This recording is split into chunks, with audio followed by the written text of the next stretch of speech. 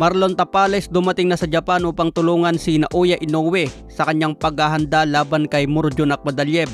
Taong 2023 naglaban si Tapales at si Akhmadaliev at natapos ito sa split decision, panalo si Tapales. Naging unified champion si Tapales at naging susi ito upang mapalaban kay Naoya Inoue for undisputed. Sa parehong taon na ikasang laban ngunit nabigo si Tapales dahil natalo ito via TKO sa kamay ni Inoue. Sa darating na September, makakalaban ni Inoue si Akhmadaliev.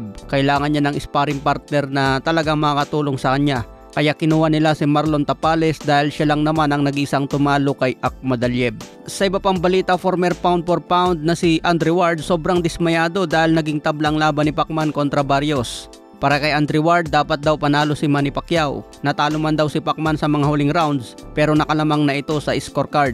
Mas marami pa rin daw ang naipanalo ni Pacman sa bawat round dahil ninanakaw niyang score sa mga huling segundo. Kaya sapat na raw ang nagawa niya upang ideklarang panalo. I thought Manny won that fight, bro. I know he lost the last round. I thought Manny won the fight, bro. I thought Manny won the fight.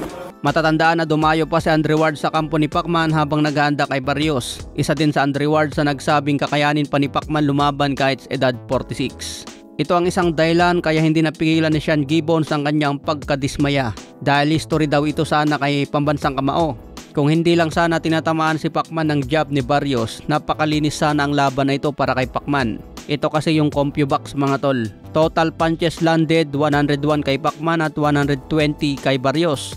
Jabs landed 20 kay Pacman, 45 kay Barrios. Power punches landed 81 kay Pacman, 75 kay Barrios. Sa CompuBox, lamang si Barrios dahil sa jab at nakuha pa ang championship rounds. Kaya ito ang nagdikta kung bakit naging majority draw.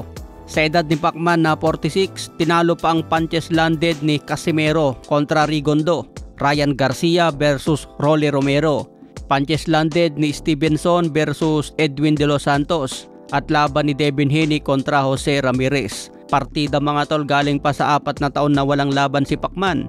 46 na ang edad at napakalaki pa ng kalaban niya. Pero tinalo ang performance ng mga bagitong boksingero ngayon. Kaya naman marami ang nagulat sa performance ni Pacman. Kahit hindi ito ang 100% na Pacquiao, nagbigay pa rin ng swabing laban. Sa ibang banda naman, hindi rin naitago ni Chris Algieri ang pagkagulat sa pinakita ni Pacman. Sabi niya sobrang dikit ng laban na ito. Si Manny Pacquiao pre, si Manny nakakagulat. Akala ko hindi niya kakayanin na umabot pa ng 12 rounds. Ang ganda ng pinakita niya hanggang sa 12 rounds. Manny shocked me. Ayan mga tol, nagulat na lang si Chris Algieri dahil ang prediction niya sa simula lang daw malakas si Pacman at sa bandang huli, tatalunin na siya ni Barrios. Pero nagkamali siya ng prediction dito dahil nagawa daw ni Pacman hanggang 12 rounds. Sumabay pa kay Barrios na mas bata at napakalaki. Kaya gulat talaga si Algieri. Gusto daw niya ulit makita si Pacman na lumaban dahil kaya pa. Binanggit niyang rematch kay Mayweather dahil malaking pera pa rin daw ito sa boxing. Dahil sila pa rin ang may hawak sa highest pay-per-view sa kasaysayan, 4.6 million pay-per-view.